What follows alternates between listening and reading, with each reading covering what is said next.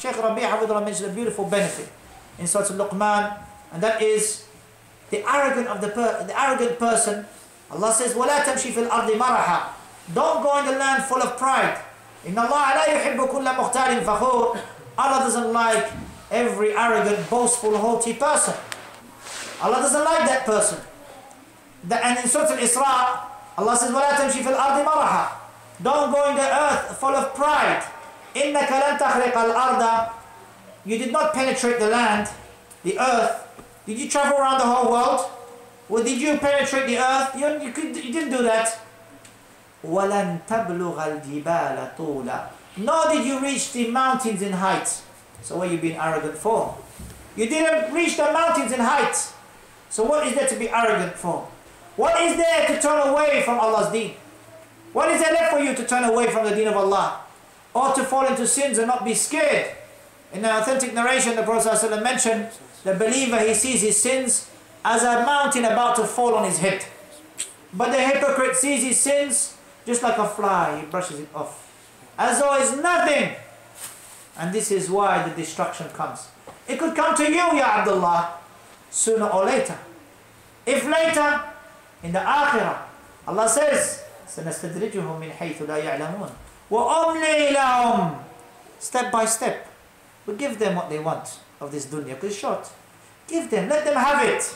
سَنَسْتَدْرِجُهُمْ مِنْ حَيْثُ لَا يَعْلَمُونَ. Step by step, they are going to their destruction, they don't even know it. مِنْ حَيْثُ لَا يَعْلَمُونَ, without realizing. وَأُمْلِي لَهُمْ. What did he say after that? إِنَّ كَيْدِي مَتِينَ. Our plan is mighty. Our plan is mighty, Ya Abdullah. It is only a matter of seconds, minutes, hours. This life, what is this? يَوْمَ يَرَوْنَهَا لَمْ يَلْبَثُوا إِلَّا عَشِيَّةً أَوْ ضُحَاهَا. When you see that day, the day of judgment, it is as if you've been in this world an evening, or even a morning. Just like a morning. You see how I go in the morning, go cup of tea, come back, just like that. Short. A blink of an eye, Ya Abdullah. So the destructive sin destroys the individual. If the person though, as Ibn al-Qayyim rahimahullah, Ibn al-Qayyim, the doctor of the hearts, great scholar, Ibn al-Qayyim, and this is Masjid Ibn al-Qayyim. This masjid here we are in. And what a great name that is. Ibn al-Qayyim rahimahullah, in Wabil al-Sayyid, he talks about the heart. And how the heart comes to the salah. Some hearts come to the salah wishing it's over before it even starts. Some hearts come to the salah and they are occupied by shaitan from the beginning to the end. Some hearts come to the salah and they contemplate. Which of that heart are you? Where you are contemplating over that. Some hearts in Ramadan, they are pleased with the ibadah. They love to fast. Some hearts in Ramadan are complacent. Some hearts in Ramadan can't wait till it's over. Some hearts in Ramadan are happy with the pleasure of Allah. If you are that heart which is happy with the ibadah while you are upon hardship, that is the believer. If you wake up in the morning happy to get up for Fajr, that is the heart which is close to Allah.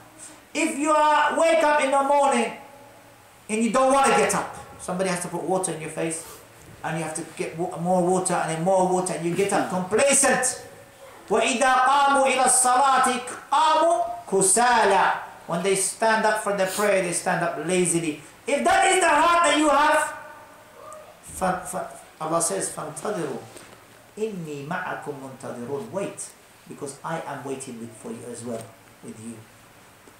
Allah from His names is As-Sabur, that He is patient. He's not going to punish you there and then if He doesn't want to. He is patient. You, if someone does something bad to you, or someone takes your rights, you want it straight away. But Allah from His names is As-Sabur. He's patient. He will wait.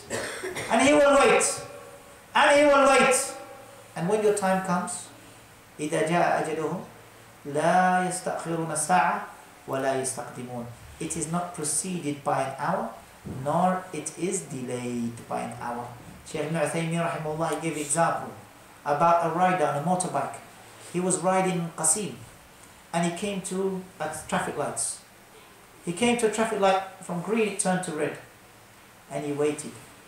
And he waited for 30 seconds or so. And when that traffic light turned green, a car came and he went and the car hit him and killed that boy. And he said that youth was a youth who his time came.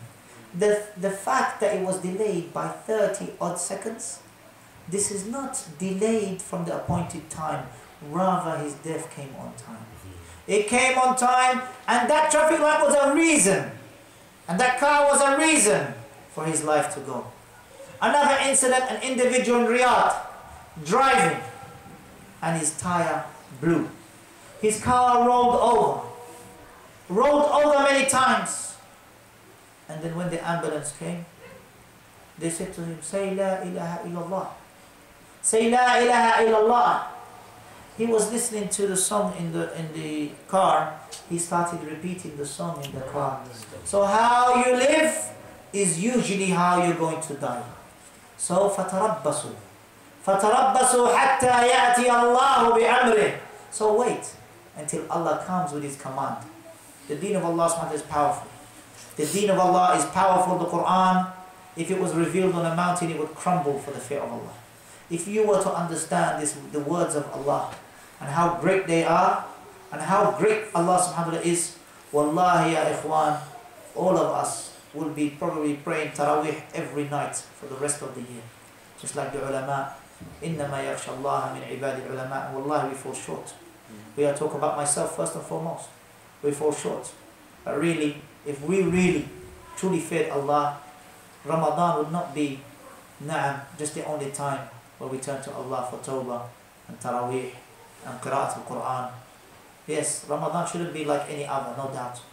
But after Ramadan, what is the state of each and every one of us? We ask Allah to protect us and forgive us, make us of those who are Ahlul Jannah, our families, our children, our parents, our brethren, all of them. May Allah subhanahu wa ta'ala guide all of them, our in-laws. If they're not Muslim, may Allah guide them to Islam. May Allah guide them to Islam. May Allah guide them to Islam. All it takes is a good word. And tawfiq from Allah is done. Abu Hurairah said, Ya Rasulullah, my mother is not a Muslim. Ya Rasulullah, make dua for her. Prophet made dua for her. Oh Allah, make her Muslim. He went home. He knocked on the door. Behind the door, he can hear the water trickling from the taps or whatever they had to use water. It was trickling.